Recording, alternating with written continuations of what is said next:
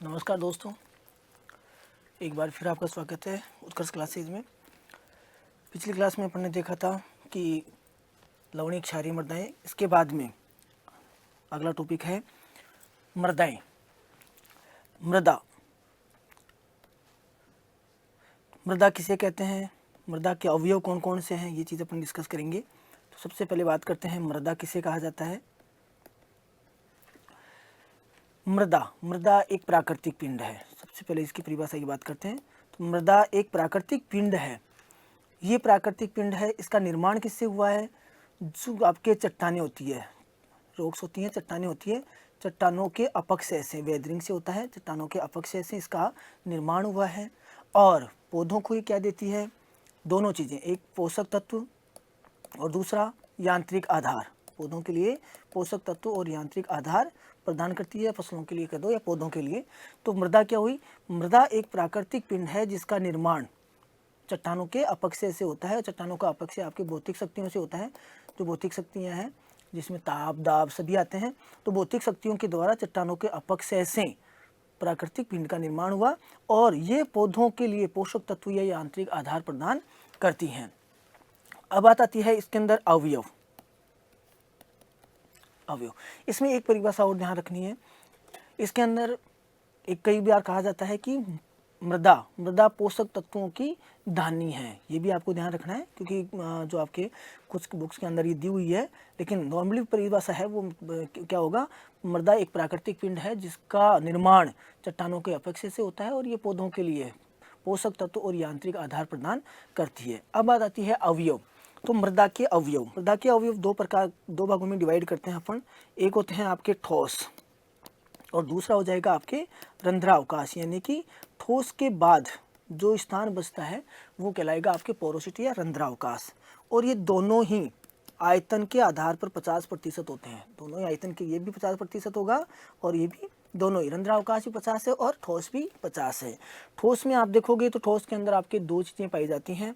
ठोस के अंदर एक आएगा आपके खनिज पदार्थ, यानी कि आप ये कह सकते हो जो कण हैं इनका निर्माण किससे हुआ? चट्टानों से कह दो या खनिज पदार्थों से हुआ। तो आपका एक तो खनिज पदार्थ होगा और दूसरा होगा कार्बनिक पदार्थ। ठोस के अंदर दो चीज़ें आई, खनिज पदार्थ और कार्बनिक पदार्थ। और रंध्रावकाश के अंदर, यानी कि जो आपके दोनों ठोस के अलावा जो स्थान बच गया वो रंध्रावकाश है, उसके अंदर आपके दोनों चीज़ें या तो जल या वायु। और ये दोनों जल और वायु, इनका आयतन दोनों के अंदर रंध्रावकाश का 50% आपका जल और 50% वायु। इसके बाद में अगर यहाँ पर देखें तो जो आपका ठोस है, ठोस का 95% आपका क्या आएगा? 95% आएगा आपका खनिज पदार्थ और आपका 5% आएगा वो आ जाएगा आपका कार्बनिक पदार्थ। लेकिन यहाँ पर एक चीज़ आपको ध्यान रखनी है, अगर आपको ये चीज़ पूछा जाता है ये ठोस का खनिज पदार्थ कितना है, तो कितना होगा? 95% होगा।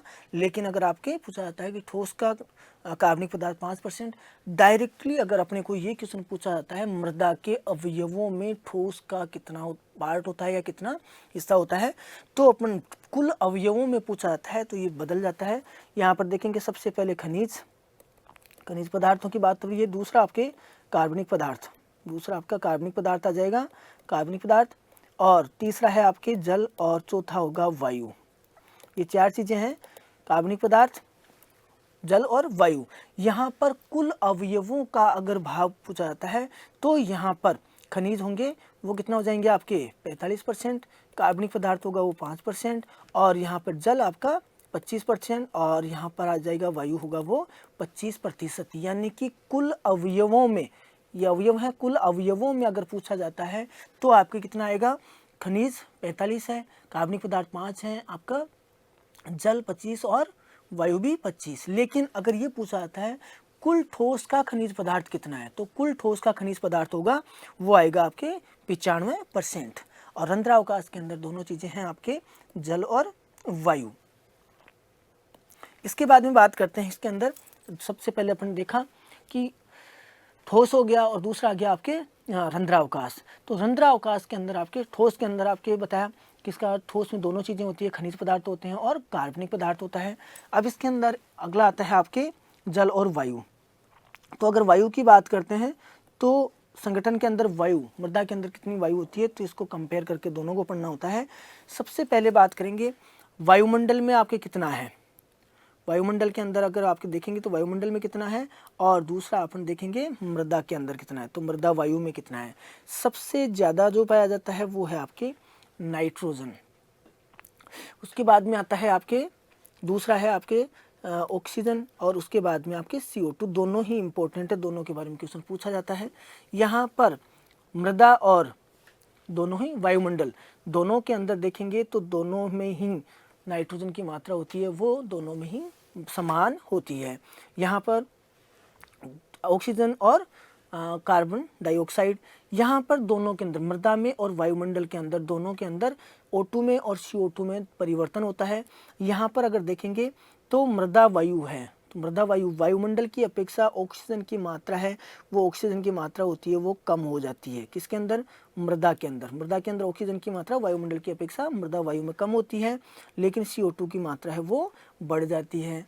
अब यहाँ देखेंगे ऑक्सीजन, ऑक्सीजन नॉर्मली कितना होता है 21% मानते हैं, लेकिन 20.8% वायुमंडल के अंदर।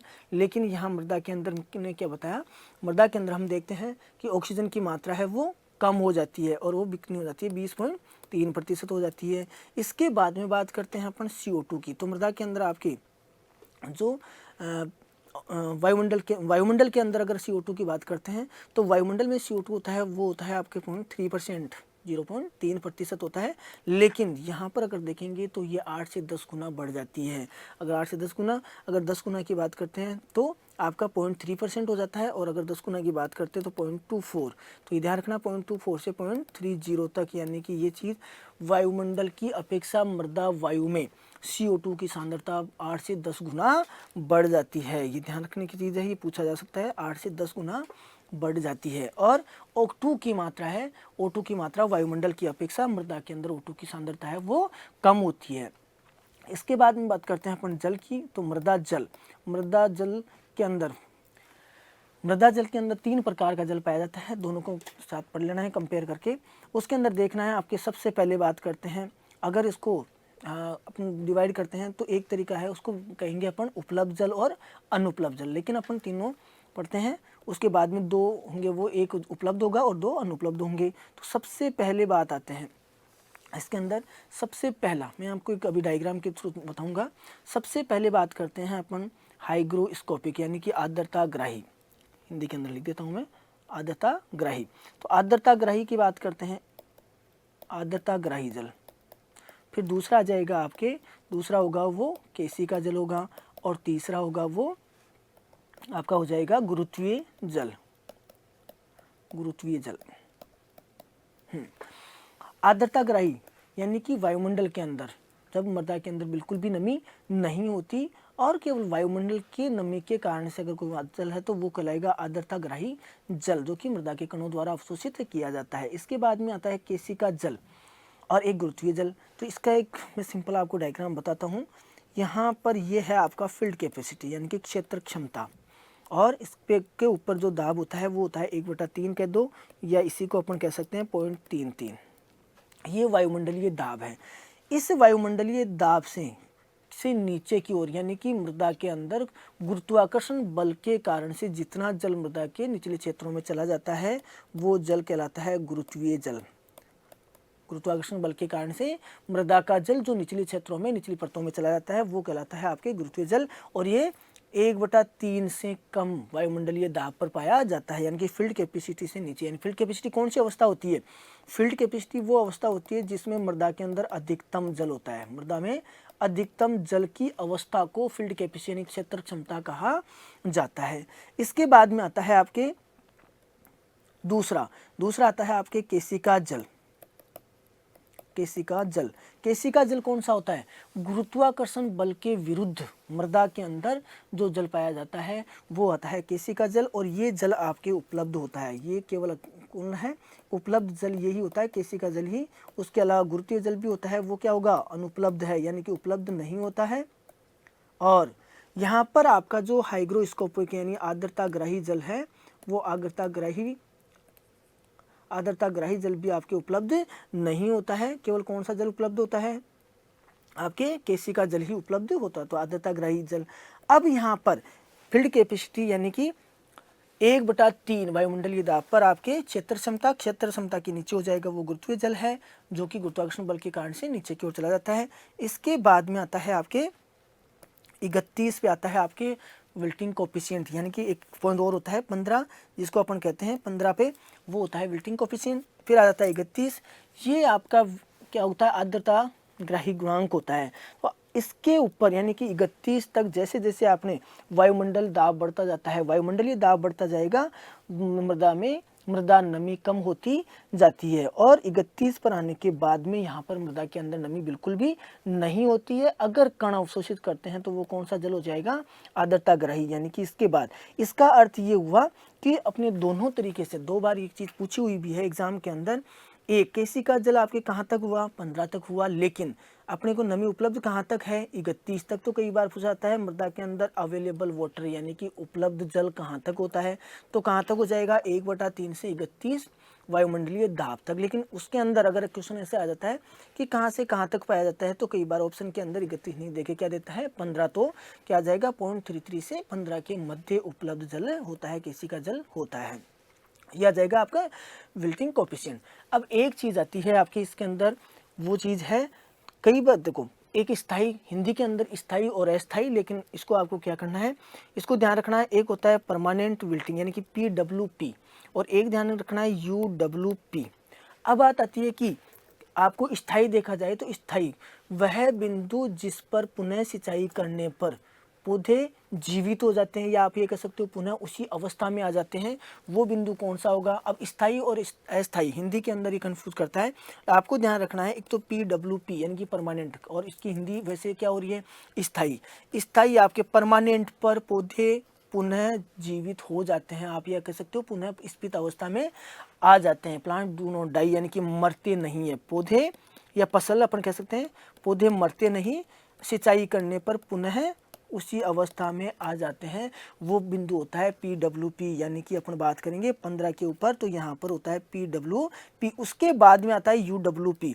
और जब अपन पढ़ रहे हैं जैसे जैसे वायुमंडलीय दाब बढ़ता जाता है, मृदा में नमी की मात्रा कम होती जाती है। इसके बाद में 31 के बाद में पौधों को जल उपलब्ध नहीं होता। 31 पर वायुमंडलीय दाब के ऊपर बिल्कुल नमी नहीं रहती मृदा के अंदर, और इस केस के अंदर क्या होता है, पौधे मर जाते हैं, सिंचाई करने पर पुनः जीवित नहीं होते, वो हो जाता है अल्टीमेट विल्टिंग पॉइंट यानी कि आपका UWP। तो इसमें विल्टिंग कोफिशिएंट के अंदर ध्यान रखना है कि विल्टिंग कोफिशिएंट के अंदर आपके परमानेंट विल्टिंग कोफिशिएंट 15 पे है, तो उसके ऊपर पौधे मरते नहीं है, उसके अंदर क्या होंगे, मुरझा जाते हैं, लेकिन पुनः सिंचाई करने पर वो रिकवर कर जाते हैं। लेकिन UWP पर आपके किस पर आया, 31 पे आया, 60 पे आया, और 60 पे आने के बाद में पौधे मर जाते हैं, जीवित नहीं होते।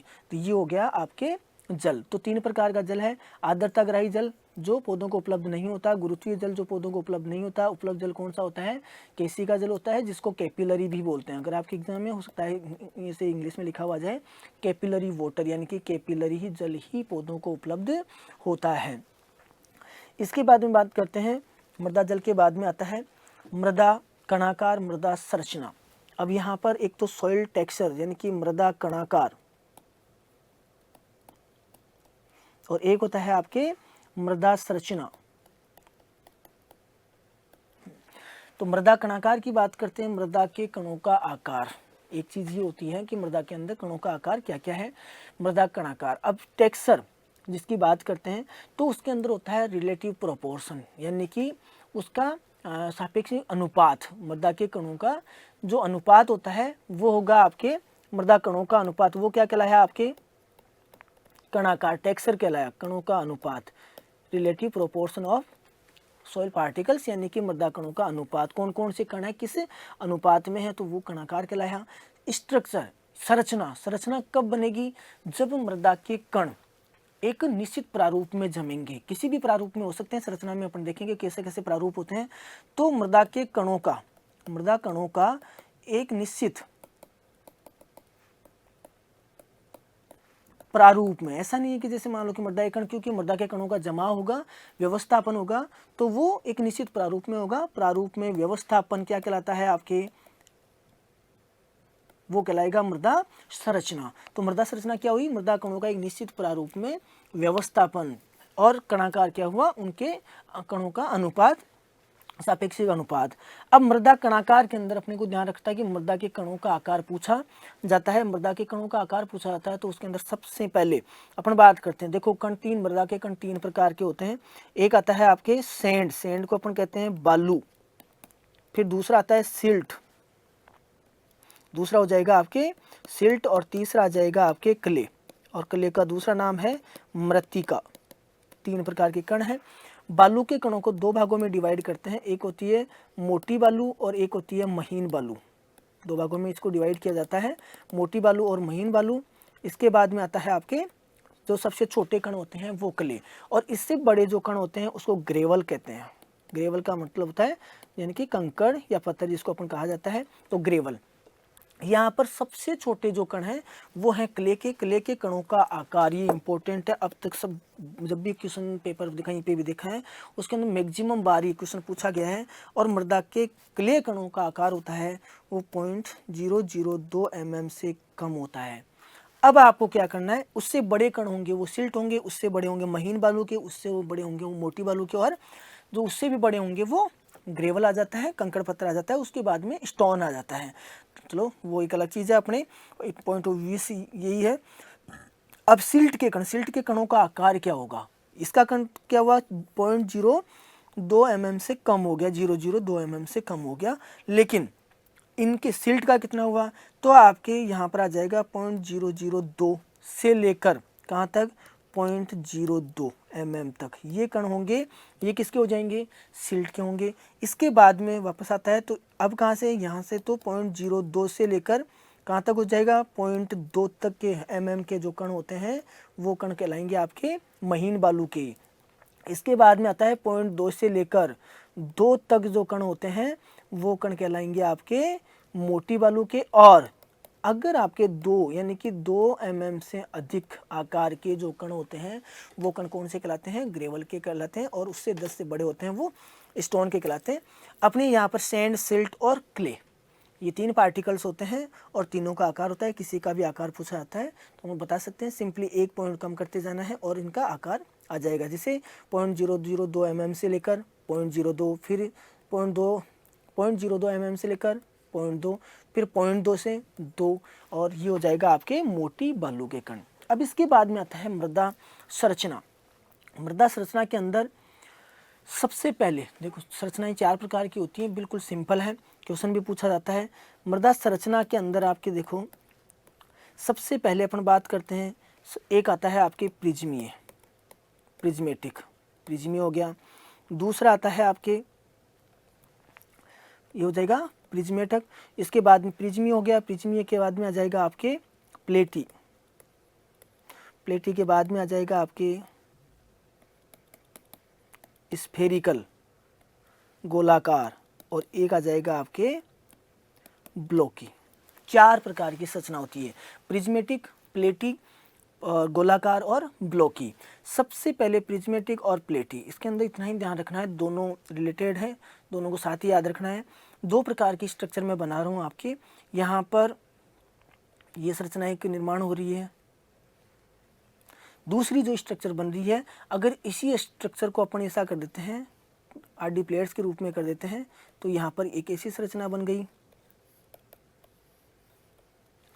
दोनों के अंदर ये डिफरेंस होता है, यानी कि 2 चीजें होगी। एक आपके देखो 2 प्रकार के अक्ष होते हैं, एक होता है हॉरिजॉन्टल, एक होता है वर्टिकल, यानी कि एक होता है ऊर्ध्वाधर अक्ष और दूसरा होता है आपके जिसको कहा जाता है क्षैतिज, हिंदी के अंदर उसको क्षैतिज कहते हैं। तो एक आपका क्षैतिज अक्ष होगा और एक होगा ऊर्ध्वाधर, ऊर्ध्वाधर अक्ष। अब क्षैतिज अक्ष और ऊर्ध्वाधर अक्ष में से आपको दोनों में, किसमें, प्रिज्मीय में और प्लेटी के अंदर केवल इतनी ही चीज पूछी जाती है, ये ध्यान रखना है कि दोनों के अंदर किसमें क्षैतिज अक्ष अधिक विकसित है और किसके अंदर ऊर्ध्वाधर अक्ष अधिक विकसित है। तो यहाँ पर देखो, एक होता है ऊपर, ये आ गया क्षैतिज, और एक होता है, अगर अपन सीधा देखते हैं तो यहाँ से एक ये और एक हो गया आपके ये, 2 प्रकार के हुए। इसको वैसे समझ लेते हैं,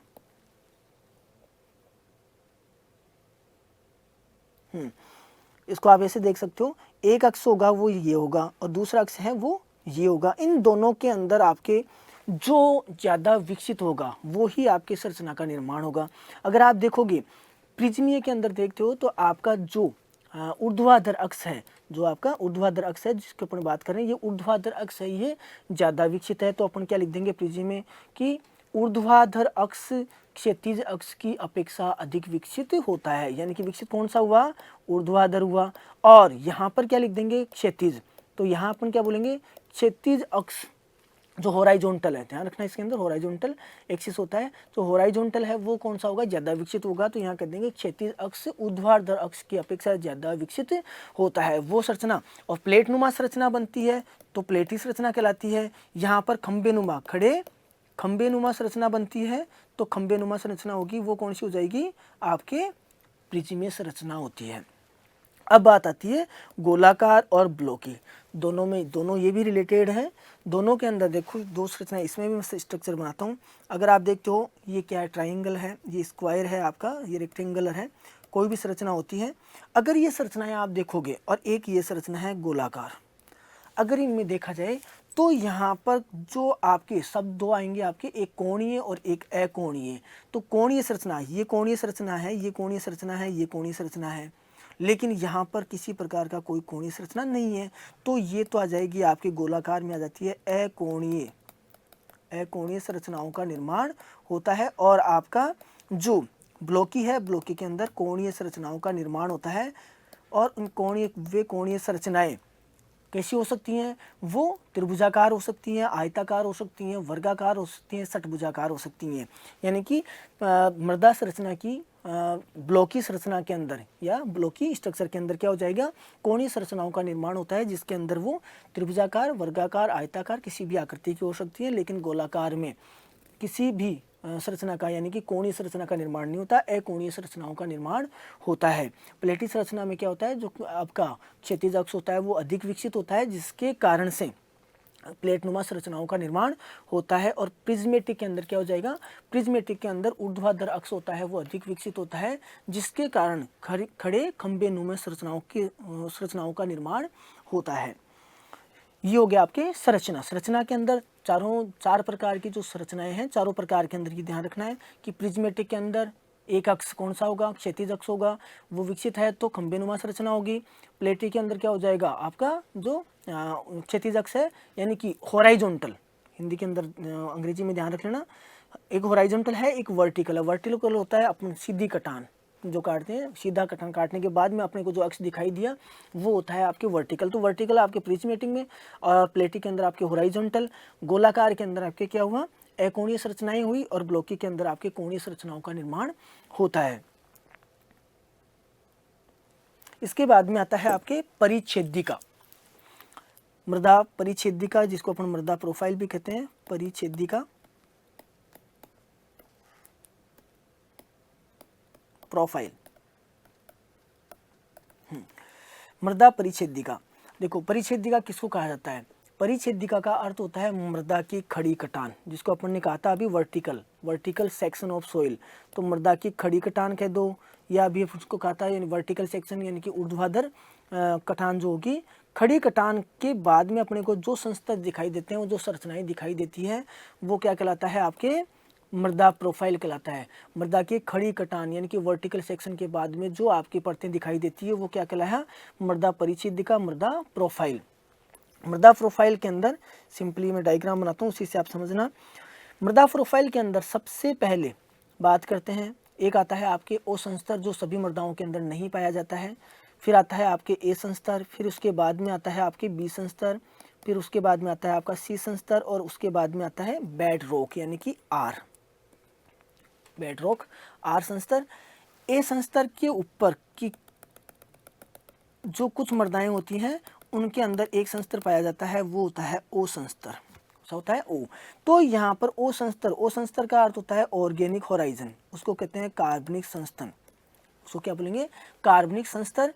अब ऑर्गेनिक होराइजन है वो कभी भी जो कृषित मृदाएं हैं उनमें नहीं पाया जाता। इसका अर्थ क्या होगा, आप अकृषित बोल सकते हो, क्योंकि ऑर्गेनिक जो काली लेयर बनती है या आपके जो ऑर्गेनिक होराइजन बनेगा, जो कार्बनिक संस्तर बनेगा, वो केवल कब बनेगा जब आप उस मृदा के अंदर बुआई या फसल उत्पादन नहीं करते हैं। तो अकृषित मृदाओं में हो सकता है, अकृषित मृदाएं नहीं आ सकती तो आपके जो फॉरेस्ट सॉइल्स होती है जंगल मृदाओं के अंदर, तो जंगल की मृदाएं होती है, उन मृदाओं के अंदर आपके कौन सा संस्तर बनता है, कार्बनिक संस्तर, क्योंकि पेड़ पौधों की पत्तियां होती है वो मृदा की सतह पर गिरती रहती है, उनका विच्छेदन होता रहता है। तो कार्बनिक संस्तर का निर्माण ओ होराइजन कहा जाता है। उसका निर्माण केवल कहाँ होता है, अकृषित मृदाओं के अंदर होता है, यानी कि जंगल की मृदाओं के अंदर होता है।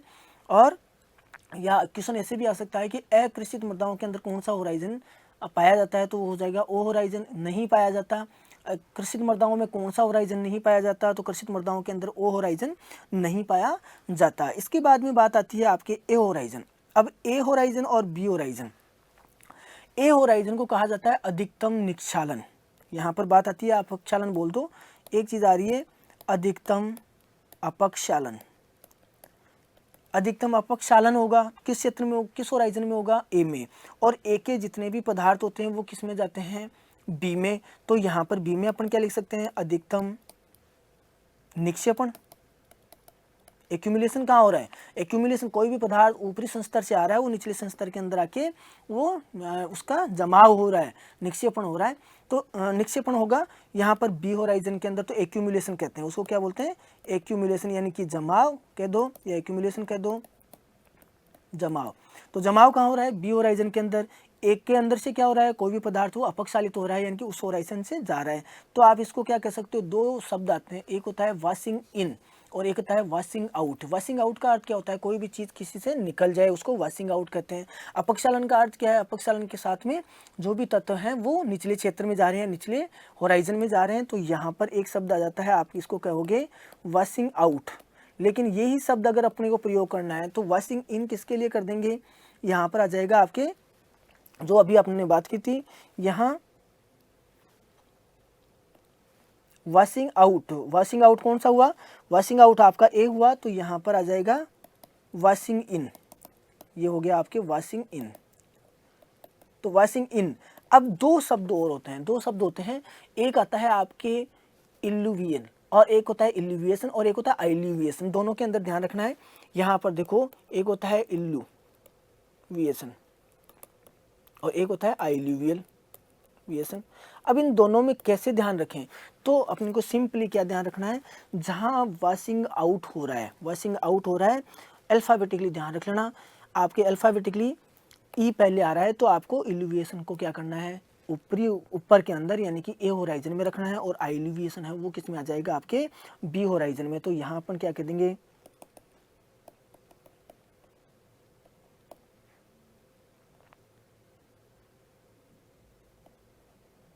और ये आ जाएगा आपके आइल्यू।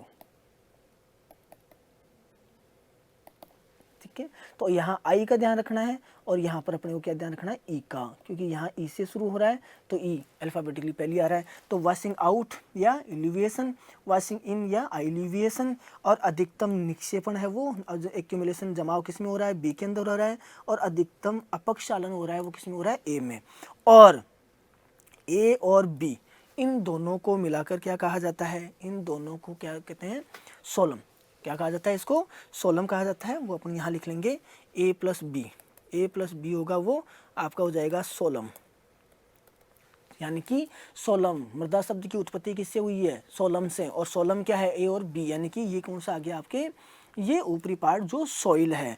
और ए बी और सी तीनों को मिलाकर A plus B horizon plus C horizon, इनको कहा जाता है आपके रिगोलित। रिगोलित का वैसे नॉर्मली क्या होता है, रिगोलित का अर्थ है पैतृक पदार्थ, यानी कि जो सोलम का निर्माण होता है वो पैतृक पदार्थ कहाँ से आते हैं, सी से। और सी क्या है यहाँ पर, अनकंसोलिडेटेड मटेरियल, यानी कि जो अल्प विच्छेदित है, अल्प विच्छेदित जो पदार्थ है, पैतृक पदार्थ, पेंड मटेरियल, अल्प विच्छेदित पैतृक पदार्थ होते हैं, वो होराइजन है आपका सी। और ये आपके कौन से आ जाता है, चट्टानों का होराइजन। ये चट्टानें बेड रॉक पाई जाती हैं, ये निचला होराइजन होता है। अब सबसे पहले अपन ने बात की ओ होराइजन, यानी कि कार्बनिक संस्तर। कार्बनिक संस्तर कौन सी मृदाओं के अंदर होता है, अकृषित मृदाओं में होता है या फॉरेस्ट सॉइल्स में होता है, यानी कि जिनके अंदर खेती नहीं की जाती। और ए होराइजन है उसके अंदर सबसे, अब ए होराइजन होगा सबसे, वैसे सबसे ऊपरी होराइजन कौन सा है, ओ होराइजन है, सबसे ऊपरी कौन सा है, ओ है। लेकिन अगर एक चीज़ पूछी जाती है आपके कि mineral horizon, top most mineral horizon, तो टॉप मोस्ट मिनरल, मिनरल यानी खनिज संस्तर, ऊपर वाला कौन सा था, कार्बनिक संस्तर था, मिनरल संस्तर यानी कि खनिज संस्तर, ऊपरी खनिज संस्तर पूछा जाता है तो खनिज संस्तर होगा वो कौन सा होता है आपके, टॉप मोस्ट होता है, अपर मोस्ट होता है, वो होता है ए संस्तर, कौन सा होता है, ए, क्योंकि ए होराइजन है वो ही खनिज संस्तर है, ओ होराइजन था वो कार्बनिक संस्तर था। तो टॉप मोस्ट मिनरल होराइजन आपका ए आ गया। उसके बाद में बी होराइजन होता है, ए के जितने पदार्थ जो अपक्षालित होते हैं वो सारे के सारे बी के अंदर आके उनका जमाव होता है, तो एक्यूमुलेशन यहाँ होता है, इसीलिए इसको वाशिंग इन कहा जाता है। निकलते हैं ए से, वहाँ पर निकलेंगे तो उसको कहते हैं वाशिंग आउट, और इसको कहेंगे इल्यूविएशन। और यहाँ पर जमा हो रहा है वाशिंग इन, यानी कि कोई पदार्थ आ रहा है तो उसको कह देंगे इल्यूविएशन। सी है आपके जो अनकंसोलिडेटेड मटेरियल है, यानी कि अल्प विच्छेदित है, जो पैतृक पदार्थ है अल्प विच्छेदित है, वो आपके सी होराइजन। और आर होता है वो आपके बेड रॉक्स आती हैं। इसके बाद में आता है आपके नेक्स्ट जो पॉइंट है वो आता है मृदा का। मृदा के अंदर मृदा बल्क डेंसिटी और पार्टिकल डेंसिटी, यानी कि मृदा घनत्व, जो भी मृदा का इकाई भाग है उसका कितना घनत्व है वो इसके अंदर देखते हैं। तो मृदा घनत्व सॉइल डेंसिटी के अंदर आपको क्या करना है, दो प्रकार की डेंसिटी होती है, दो प्रकार का घनत्व होता है। एक पढ़ते हैं अपन पीडी और एक पढ़ते हैं अपन बीडी। पीडी का अर्थ होता है पार्टिकल डेंसिटी, पार्टिकल का अर्थ है यहाँ पर कण घनत्व, और यहाँ पर जो बल्क डेंसिटी है इसका अर्थ होता है स्थूल घनत्व। एक कण घनत्व हो गया, एक स्थूल घनत्व। सिंपल है, केवल ठोस जो आपका मृदा के अंदर अपन ने दो चीज़ें देखी थी, एक ठोस था, एक दूसरा था रंध्रावकाश। तो अगर केवल ठोस का घनत्व निकालते हैं, यानी कि कणों का घनत्व निकालते हैं, तो वो तो कण घनत्व होगा। और एक होता है आपके स्थूल, यानी कि पूरी मृदा का जो घनत्व होता है, और वो कहलाता है आपके स्थूल घनत्व। और क्योंकि घनत्व यहाँ पर अगर डेंसिटी की बात करें तो डेंसिटी का फॉर्मूला होता है आपके वेट और वॉल्यूम। दो चीज़ें आती है आपके, वेट और वॉल्यूम। वेट और वॉल्यूम का जो आयतन होता है, उनका जो रेशियो होता है, उन दोनों का रेशियो, यानी कि वजन और उसका आयतन, दोनों का जो रेशियो होगा वो कहलाएगा डेंसिटी। तो यहाँ पर पार्टिकल के अंदर आ जाएगा, पार्टिकल में केवल कण का होता है और बल्क के अंदर पूरी मृदा का होता है, वो आपका बल्क डेंसिटी यानी कि स्थूल घनत्व कहलाता है। अब यहाँ पर एक क्वेश्चन आपके कहा जाता है ट्रू डेंसिटी, यानी कि वास्तविक या सत्य घनत्व जिसको अपन कहेंगे। तो ट्रू डेंसिटी है वो, ट्रू डेंसिटी कौन सी होती है, ट्रू डेंसिटी है वो आपके पार्टिकल डेंसिटी है, क्योंकि इसके अंदर डेंसिटी किसकी है, कण की। और यहाँ पर स्थूल के अंदर पूरे उसके अंदर मृदा के पूरी की पूरी मृदा का ही घनत्व निकाला जाता है। अब यहाँ पर एक शब्द आता है वो है आपके पोरोसिटी। अब नॉर्मली एक चीज़ तो अपने को ध्यान रखनी है कि जस्ट हाफ होती है, लेकिन वो अलग अलग मृदाओं के अंदर अलग अलग होती है। यहाँ पर नॉर्मली अगर पूछा जाता है कि खनिज मृदाओं के अंदर कण घनत्व कितना है या स्थूल घनत्व कितना है, तो देखो पार्टिकल डेंसिटी होगी, पार्टिकल डेंसिटी है वो आपकी आ जाएगी 2.65 ग्राम पर सीसी, ठीक है, सेंटीमीटर क्यूब। और यहाँ पर ये आ जाएगी आपके 1.33 ग्राम पर सीसी। क्लियर। अब यहाँ पर एक चीज़, अब पार्टिकल डेंसिटी या स्थूल घनत्व अगर देखा जाए तो जो मृदा के कणों के आधार पर जो देख रहे हो आप, जो कण घनत्व है और एक है आपके स्थूल घनत्व, तो वो मृदा के कणों के आधार पर वेरी करता है। और एक आपके आता है पोरोसिटी, जो अपन ने देखा उसके अंदर पढ़ा था। पोरोसिटी का अर्थ होता है रंध्रावकाश। रंध्रावकाश, रंध्रावकाश कैसे निकालते हैं, सिंपल है रंध्रावकाश, और ये इंपॉर्टेंट है, ये आपके क्वेश्चन पूछा जाता है एग्जाम के अंदर, बहुत बार ये क्वेश्चन आता है। रंध्रावकाश, रंध्रावकाश निकालने के लिए आपको क्या करना है, सिंपली जो आपके सबसे पहले फॉर्मूला कैसे याद करें, तो आपके देखो आपने देखा कि जो पार्टिकल डेंसिटी है वो आपके बल्क डेंसिटी से जस्ट डबल के आसपास है। तो यहाँ पर आपको क्या करना है, सिंपली सबसे पहले जो आपकी बल्क डेंसिटी है उस बल्क डेंसिटी के अंदर आपको क्या करना है, पार्टिकल डेंसिटी का भाग देना है और उसको 100 से मल्टीप्लाई करना है। टोटल जो आपका है वो आएगा आपके 100, उस 100 में से आपको क्या करना है, माइनस करना है। इसका अर्थ ये हुआ कि आपका जो ये पोर्शन है जो आप ये निकाल रहे हो, अगर इसको आप सिंपली इसको मैं उससे बता देता हूँ आपको। अगर ये चीज़ आपके कर रहे हो, इसमें से ये निकाल रहे हो, इसका अर्थ ये हुआ कि आप अगर 100 में से, क्योंकि आपका आयतन कितना था 100 में अपन ने दो चीज़ें लिखी थी, एक लिखा था खनिज जो आपका उसके अंदर ठोस, और दूसरा लिखा था रंध्रावकाश, और यहाँ पर अपन रंध्रावकाश पोरोसिटी निकाल रहे हैं। इसका अर्थ ये हुआ कि अगर रंध्रावकाश निकालना है तो आपके पास में जो पहले से आपके जो पोरोसिटी निकाल रहे हो, तो वो पोरोसिटी कौन सी हुई, आप घनत्व निकाल रहे हो तो उसके अंदर वो पोरोसिटी कौन सी होगी। तो यहाँ पर अपन ने ये क्या निकाल दिया, ठोस निकाल दिया। अगर ठोस निकाल देंगे, पूरा आयतन कितना था 100, उसमें से अगर आपने ठोस निकाल दिया, ठोस निकालने के बाद में जो बचेगा वो क्या हो जाएगा, वो अपने आप ही रंध्रावकाश बच जाएगा। इसका अर्थ ये हुआ कि यहाँ पर ये जो चीज़ है, ये अपने कह सकते हैं कि ये फॉर्मूला है वो सॉलिड्स का है, यानी कि कुल 100 में से अगर आपने सॉलिड निकाल दिया तो वो आपके पास बचेगा, वो है पोरोसिटी यानी कि रंध्रावकाश। अब करना क्या है, सिंपली जो आपका बल वहाँ पर दिया हुआ होता है, सिंपली क्या करना है, जैसे मान लो कि इसकी बात करते हैं, अगर वहाँ पर आता है तो सिंपली जो आपका दिया हुआ है बल्क डेंसिटी, बल्क डेंसिटी के अंदर अपन क्या करते हैं, पहले पार्टिकल डेंसिटी का भाग दे देते हैं, यानी कि जैसे मान लो 2.65 आ गया इंटू 100, और उसके बाद में जो आपके पास में आता है उसको अपन क्या करते हैं 100 में से माइनस कर देते हैं, ये आपके क्या आ जाएगा, पोरोसिटी आ जाएगी। इंपॉर्टेंट है, बहुत बारी क्वेश्चन पूछा जाता है। चलो रंध्रावकाश हो गया। अगर आपको सॉलिड पूछा जाता है, मृदा के अंदर दोनों चीज़ें दी जाती है, और अगर आपको सॉलिड पूछा जाता है तो सिंपली क्या करना है कि जो बल्क डेंसिटी है उसके अंदर पार्टिकल डेंसिटी का भाग देंगे और 100 से मल्टीप्लाई कर देंगे। अब दूसरी चीज़, एक चीज़ और आती है, अगर आप देखो इसका अगर दूसरा फॉर्मूला देखें तो यहाँ पर एक चीज़ और आती है, इसी के अंदर आपके फॉर्मूला पी में से अगर आप क्या करते हो, बी घटा देते हो, यानी कि पार्टिकल डेंसिटी में से अगर अपन बल्क डेंसिटी घटाते हैं और पार्टिकल डेंसिटी का भाग देते हैं, अगर ये करते हैं तो भी अपने पास में जो आंसर आता है वो क्या कहलाएगा, वो आंसर होगा अपने पास में पोरोसिटी। तो पोरोसिटी का दूसरा फॉर्मूला आ गया। अगर एक में से आप जो निकाल रहे हो, यहाँ पर एक में से अगर ये कर देते हो तो यहाँ पर वो क्या आ जाएगा, ये भी आपके पोरोसिटी। तो दो फॉर्मूले हो गए, दोनों का एक ही आंसर है, एक ही चीज़ है। अगर आप ये करते हो 100 में से, पहले आप बल्क डेंसिटी पार्टिकल डेंसिटी में भाग दे के, और अगर 100 से मल्टीप्लाई करके निकालते हो तो वो ठोस आ जाता है। यहाँ पर दोनों फॉर्मूले हो गए। और तीसरा जो आपके दूसरा फॉर्मूला है वो आ जाएगा आपके एक में से पार्टिकल डेंसिटी में से बल्क डेंसिटी कम कर दो और उसके बाद में पार्टिकल डेंसिटी का भाग देना है। ये आपके मृदा का घनत्व। और नॉर्मली मृदा के अंदर पूछा जाता है तो आपके उसका कण घनत्व होता है वो 2.65 ग्राम पर सीसी होता है, और आपके स्थूल घनत्व पूछा जाता है तो 1.33 ग्राम पर सीसी होता है। और ये चीज़ भी आपके पूछी जाती है, इन दोनों को भी आपको ध्यान रखना है। ये था आपके मृदा से संबंधित, मृदा के अंदर जो पार्ट था।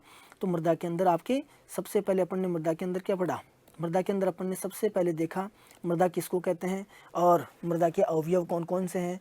मृदा के अवयवों के अंदर आपके किसका कितना भाग होता है, या जैसे खनिज के अंदर तो अवयवों में अलग ध्यान रखना है। और अगर कुल ठोस का पूछा जाता है तो आपके अलग बताना है। कुल ठोस का मैंने आपको बताया कि अगर कुल ठोस का खनिज पदार्थ पूछा जाए तो फिर आपके 95% आएगा कुल ठोस का।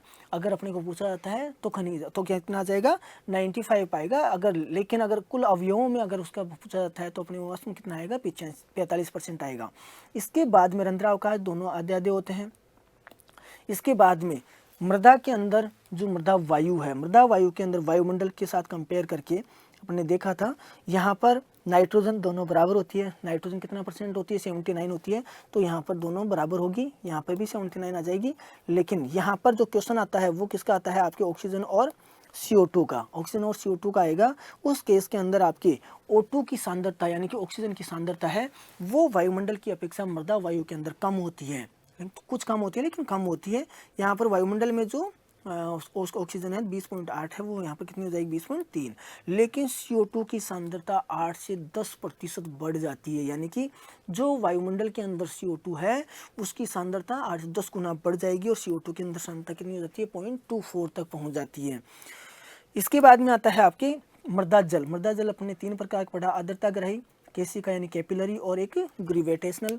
तो ग्रेविटेशनल के अंदर जो जल नीचे की ओर चला जाता है गुरुत्वाकर्षण के कारण से, ग्रेविटेशनल फोर्स के कारण से, वो गुरुत्वीय बल जल हो गया। और ये आपकी फील्ड कैपेसिटी से कम वायुमंडलीय दाब पे, यानी फील्ड कैपेसिटी 1/3 वायुमंडलीय दाब पे होती है, उससे कम पर पाया जाता है। इसके बाद में आपके आता है केशिका जल। इसके बाद में आता है आपके आर्द्रता ग्राही। आर्द्रता ग्राही कौन सा होता है? जो वायुमंडल में जो वायुमंडलीय नमी है उसको अगर मृदा के कण अगर उसको अवशोषित करते हैं तो आर्द्रता ग्राही जल। केवल उपलब्ध जल होता है वो आता है आपके कैपिलरी, यही जल केवल आपके पौधों को उपलब्ध होता है। इसके अलावा आर्द्रता ग्राही और गुरुत्वीय जल वो अनुपलब्ध है, यानी कि पौधों को उपलब्ध नहीं होते। मृदा कणाकार। मृदा कणाकार के अंदर सबसे इंपॉर्टेंट क्वेश्चन था, वैसे किसी का भी पूछा जाता है, सिल्ट का भी पूछा जा सकता है, लेकिन कले का भी मोस्टली पूछते हैं। तो कले के कणों सबसे छोटे कण होते हैं, इनका आकार होता है वो 0.002 mm से कम होता है। यहाँ एक चीज़ आएगी, अपने आगे की तरफ देखा, जहाँ पर आपके रंध्रावकाश की बात आ रही है, रंध्रावकाश के अंदर सबसे ज़्यादा रंध्रावकाश किस में पाए जाते हैं, ये चीज़ बहुत ज़्यादा कंफ्यूज करती हैं। यहाँ पर ये ध्यान रखना है, नॉर्मली ये लगता है जैसे जितने मृदा के कण बड़े होंगे रंध्रावकाश भी बड़ा होगा, लेकिन ऐसा नहीं होता है। मृदा के कण जितने छोटे होते हैं, मृदा के कण जितने छोटे होंगे उतने ही रंध्रावकाश ज़्यादा होते हैं। अगर जैसे बात करते हैं चिकनी मृदा है या क्ले मृदा है, तो क्ले मृदा के कण सबसे छोटे होते हैं, इट मीन्स उनके अंदर रंध्रावकाश बहुत ज़्यादा होते हैं। तो सर्वाधिक रंध्रावकाश की बात आती है, तो सर्वाधिक रंध्रावकाश किस में हुए? वो हुए आपके चिकनी। और अपन आंसर में अपने को लगता है कि जो बड़े कण होते हैं, बड़े कण होंगे तो रंध्रावकाश भी ज़्यादा होगा, लेकिन अपन अगर आप देखोगे बड़े कण होंगे तो कणों का आकार बड़ा है, बड़ा होने के कारण से उसने मैक्सिमम स्पेस उसने कवर कर लिया, रंध्रावकाश के लिए स्पेस कम बचा। कण छोटे हैं तो उसके जो उनका आकार कम है तो उसका स्पेस कम हुआ, और जो बाकी का स्पेस बचा वो ज़्यादा हो गया। तो रंध्रावकाश सर्वाधिक किसमें होते हैं? क्ले के अंदर, या आप ये कह सकते हो चिकनी मृदाओं के अंदर होते हैं, क्ले के अंदर होते हैं। अब बात आती है कि अधिकतम मैक्सिमम वाटर होल्डिंग कैपेसिटी, सर्वाधिक जल धारण क्षमता। अब बात आती है सर्वाधिक जल, जिसके पास पोरोसिटी सबसे ज़्यादा है, यानी कि जिसके पास में जिस मृदा के अंदर सर्वाधिक रंध्रावकाश है, तो वहाँ पर सबसे ज़्यादा वाटर होल्डिंग, क्योंकि धारण करने की क्षमता ज़्यादा कब होगी? जब कोई पात्र उसके पास है, यानी कि ज़्यादा जगह है तो ज़्यादा स्थान होगा। पोरोसिटी अगर सबसे ज़्यादा क्ले के पास में, तो सबसे ज़्यादा वाटर यानी कि जल ग्रहण क्षमता भी उसकी ज़्यादा होगी, वाटर होल्डिंग कैपेसिटी भी उसकी ज़्यादा ही होगी। तो सबसे ज़्यादा रंध्रावकाश चिकनी मृदा में या क्ले मृदा में, और सबसे ज़्यादा जल ग्रहण दक्षता किसकी होगी? वो वाटर होल्डिंग कैपेसिटी वो भी किसकी हो गई? आपके चिकनी मृदा की हुई। इससे पहले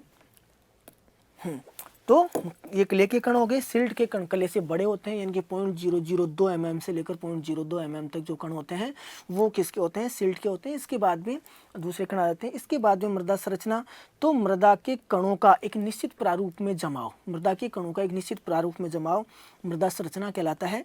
और मृदा संरचना के अंदर चार प्रकार की संरचनाएं थी। यहाँ पर सबसे प्रिज्मेटिक, प्लेटी, इन दोनों को मैंने आपको बताया, दोनों रिलेटेड है। एक में क्या होगा? एक अक्ष अधिक विकसित होगा, दूसरे में दूसरा अक्ष अधिक विकसित होगा, और अक्ष के विकसित होने के कारण से ही संरचनाओं का निर्माण होता है। अगर ऊर्ध्वाधर अक्ष, यानी कि अगर खड़ी कटान देखें अपन साइड से देखें, तो उसका ऊर्ध्वाधर अक्ष अगर ज़्यादा विकसित है तो खंबेनुमा संरचनाओं का, खड़े खंबेनुमा संरचनाओं का निर्माण होगा। अगर आप ऊपरी यानी कि अपन हॉरिजॉन्टली अगर देखें, यानी कि क्षैतिज अक्ष को देखें, अगर वो ज़्यादा विकसित होगा, उस केस में आपके प्लेट नुमा संरचनाओं का निर्माण होगा। तो यहाँ पर प्रिज्मीय के अंदर ऊर्ध्वाधर अक्ष होता है वो अधिक विकसित होता है, और प्रिज्मीय के अंदर और प्लेटी के अंदर होगा वो क्षैतिज अक्ष अधिक विकसित होता है, जिसके कारण से प्लेट नुमा संरचनाओं का निर्माण होता है। और प्रिज्मीय के कारण ऊर्ध्वाधर अक्ष अधिक विकसित होने के कारण से खड़े खंबे नुमा संरचनाओं का निर्माण होता है। फिर आता है गोलाकार और ब्लॉकी, ये दोनों रिलेटेड है। ब्लॉक एक में अकोणीय संरचनाएं होती हैं, दूसरे के अंदर कोणीय संरचनाएं होती हैं। यहाँ पर गोलाकार होगा तो अकोणीय संरचनाएं होगी, यानी कि किसी प्रकार का कोई कोणीय संरचना का निर्माण नहीं होगा। लेकिन ब्लॉकी के अंदर कोणीय संरचनाओं का निर्माण होता है, जो त्रिभुजाकार हो सकती है, वर्गाकार हो सकती है, या षटभुजाकार हो सकती है, आयताकार हो सकती है। इसके बाद मृदा परिच्छेदिका। मृदा परिच्छेदिका, मृदा की खड़ी कटान को मृदा परिच्छेदिका कहा जाता है। मृदा की खड़ी कटान या वर्टिकल सेक्शन, तो वर्टिकल सेक्शन होगा, वर्टिकल सेक्शन को मृदा का प्रोफाइल कहते हैं, सॉइल प्रोफाइल कहते हैं। सॉइल प्रोफाइल के अंदर सबसे ऊपरी संस्तर जो कृषिक मृदाएं होती है उसमें नहीं पाया जाता है, लेकिन सबसे ऊपरी संस्तर होता है ओ संस्तर होता है। और ये केवल कौन सी मृदाओं में होता है? जंगल की मृदाओं में, फॉरेस्ट सॉइल्स के अंदर होता है, या अकृषित मृदाओं के अंदर ये पाया जाता है। और ये ब्लैक कलर का, काले रंग का होता है, कार्बनिक पदार्थ का रंग जैसा होता है, और ऊपरी परत होती है। फिर आता है कि अपर मोस्ट मिनरल होराइजन, यानी कि सबसे ऊपरी खनिज संस्तर। तो सबसे ऊपरी खनिज संस्तर की बात करते हैं तो वो होता है आपके ए।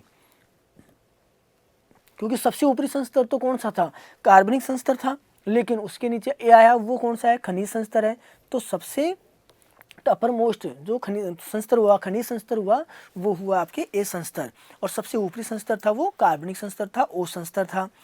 एक के अंदर अधिकतम अपक्षालन होता है, इनकी मैक्सिमम लीचिंग जहाँ होती है, मैक्सिमम लीचिंग होगी, मैक्सिमम लीचिंग कौन से संस्तर में होती है, ए में होती है, और मैक्सिमम लीचिंग होगी तो उसके कारण से पदार्थ हैं वो किस में चले जाएंगे, बी में चले जाते हैं, और इसीलिए मैक्सिमम लीचिंग के कारण से इसको कहा जाता है वॉशिंग आउट, यानी कि इसके पदार्थ हैं वो निचले संस्तर में चले जाते हैं, और इसको कहा जाता है इल्यूविएशन। ध्यान रखना, ई अल्फाबेटिकली ई पहले आता है तो इसको ध्यान रखना है, ई से शुरू होगा, वो शब्द आपके ए संस्तर के लिए प्रयुक्त किया जाएगा। इसके बाद में आता है बी, मैक्सिमम एक्यूमुलेशन, जिसको कहते हैं मैक्सिमम एक्यूमुलेशन, यानी कि जो पदार्थ ए संस्तर से आ रहे थे वो सारे के सारे आके बी संस्तर के अंदर क्या हो जाते हैं, यहाँ पर आकर निरूपित हो जाते हैं, या उसको कहते हैं एक्यूमुलेट हो जाते हैं, निक्षेपित हो जाते हैं, जमा हो जाता है, उसको कहेंगे वॉशिंग इन। सारे के सारे पदार्थ इसमें आ रहे हैं इसलिए इसको कहेंगे वॉशिंग इन।